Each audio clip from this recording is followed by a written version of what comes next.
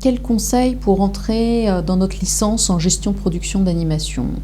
Tout d'abord, vous avez une lettre de motivation à rédiger. Donc elle doit nous expliquer en quoi ce programme de formation peut répondre à vos objectifs.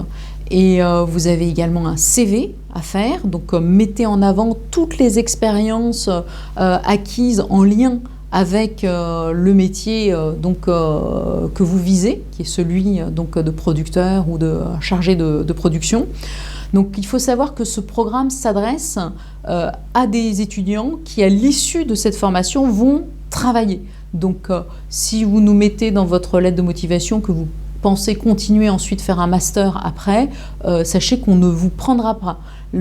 Cette licence est en alternance, donc en apprentissage, donc vous allez être 2 jours par semaine à l'école et 3 jours en entreprise. C'est justement pour qu'après la formation, vous soyez à 100% en entreprise. Donc ça, c'est un argument très important. Au moment de l'entretien, il va falloir donc parler de votre parcours, nous expliquer aussi que vous avez déjà un grand intérêt pour on va dire pour les coulisses du cinéma d'animation et notamment sur l'aspect de la production.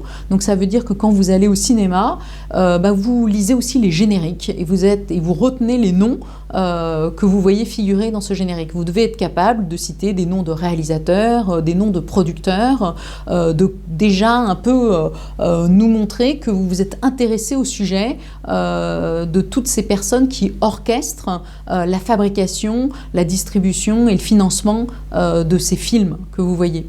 Bien sûr, il faut être capable de s'exprimer en anglais, donc une partie de l'entretien se passera en anglais et là vous devez être vraiment à l'aise parce que le métier de producteur sera un métier où vous serez confronté à des interlocuteurs qui ne parlent que l'anglais.